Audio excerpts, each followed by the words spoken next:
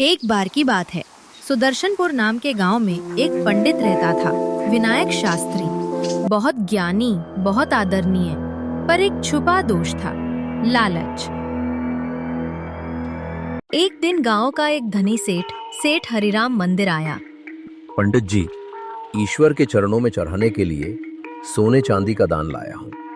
अरे वाह सेठ जी, भगवान के चरणों में जो भी सच्चे मन से चढ़े उसका फल कई गुना मिलता है। सेठ दान करके चला गया, लेकिन जैसे ही वो गया, शास्त्री ने धीरे से दान की पोटली उठाई और अपने घर ले गया।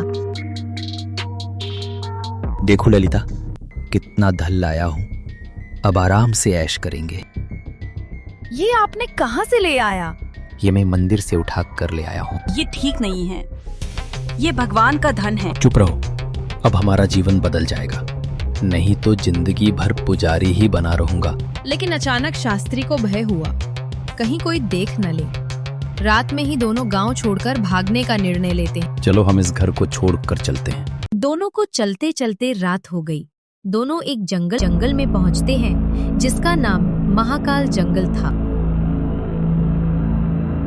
मुझे अच्छा नहीं लग रहा, ये जंगल अशुभ है। ऐसा कुछ नहीं, चलो। थोड़ी दूरी पर एक पुरानी झोपड़ी मिली। वो दोनों अंदर चले गए। झोपड़ी के अंदर आग जल रही थी और कोने में जानवरों की हड्डी। ये जगह सही नहीं लगती, चलो कहीं और चलते हैं। चुप रहो, अब यही रुकना होगा, नहीं तो कोई हमारा सामान छीन लेगा। रात गहराई, दोनों सो गए। अरे वाह, ये कौन है? बहुत दिन बाद आज इंसानी मांस मिलेगा। दोनों ये आवाज सुनकर डरकर उठ जाते हैं। हमसे गलती हो गई, दया करो। मैं शाकाहारी हूँ, कभी किसी जीव को नहीं मारा। शाकाहारी हो इसलिए स्वाद भी नहीं होगा, लेकिन तुम मेरे लिए जंगल से ताज़ा मांस लेकर आओ, नहीं तो तुम्हारी पत्नी यहीं रहेगी और मैं इसे खा जाऊंगा।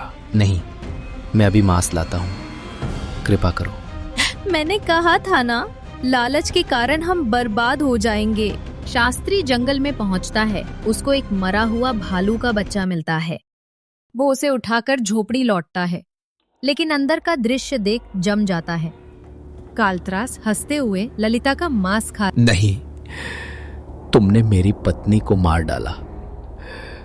वो पछतावे में रोता है और अपनी पत्नी की हड्डियां लेकर दूर निकल जाता। शास्त्री एक विशाल पेड़ के नीचे बैठा, वो फूट फूट कर रो रहा था। तभी आकाश से एक तेज प्रकाश उतरता है। एक दिव्य पक्षी राज ऋषि गंधर्वक नरभक्षी ने तुम्हारी पत्नी को मार दिया। मुझे सब पता है, पर तुम सच्चे पश्चाताप में हो। मैं तुम्हारी मदद करूंगा, लेकिन तुम्हें कठिन मार्ग से गुजरना होगा। तुम्हें ऋषि तपोधन की गुफा तक जाना होगा। ऋषि एक जादुई पंख देते हुए, जब खतरा आए ये पंख तुम्हारी रक्षा करेगा। यह कहकर ऋषि गंधर्वक चला गया।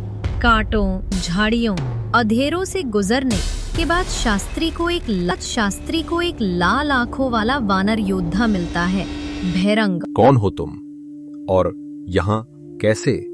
मनुष्य यहाँ नहीं आ सकते। मैं तपोधन ऋषि से मिलना चाहता हूँ। मेरी पत्नी मृत है, मुझे उसे जिंदा करना है। पहले तुम्हें परीक्षा देनी होगी, तब तुम तपोधन ऋषि से मिल पाओगे। ये दो रास्ते हैं, एक उजला, एक अंधेरा। अंधेरे के बाद ही उजाला आता है। जीवन की सच्चाई दर्द से निकलती है। मैं अंधेरा मार्ग चुनता हूँ। भैरंग मुस्कुराता है। तुमने सही चुना, जाओ। कैसे जाऊं? गुफा के अंदर ये तो विशाल पत्थर से बंद है। क्या यही अंत है? उसी समय पत्थर पर वही जादुई पंख का चिन्ह चमकता है। वो पंख रखता है और गुफा खुल जाती है। अंदर गहरी शांति, मंत्रोच्चार, दिव्य प्रकाश। तपोधन ऋषि ध्यान में बैठे हैं। हे महर्षि, मेरी पत्नी को जीवन दो।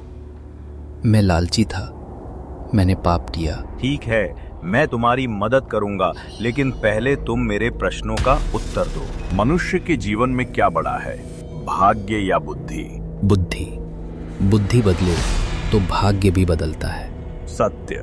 प्रश्न 2, भूख, प्यास, नींद या आशा सबसे महान? आशा। आशा ही जीवन का आधार है। तुमने सत्य पहचाना। ये अमृत लो, इसे नरभक्षी की आंखों में डालना और कुछ बूंदें अपनी पत्नी की हड्डियों पर। शास्त्री अमृत लेकर जाता है कि रास्ते में अचानक नरभक्षी प्रकट हो जाता है और कहता है, तुम मरोगे। मैं तुम्हें नहीं छोड़ूंगा। शास्त्री पंख का स्मरण करता है, तेज आभा बनती है और वह अमृत नरभक्षी की आंखों में डाल देता है। कालत्रास चीखता है, नहीं, वो भस्म हो जाता है।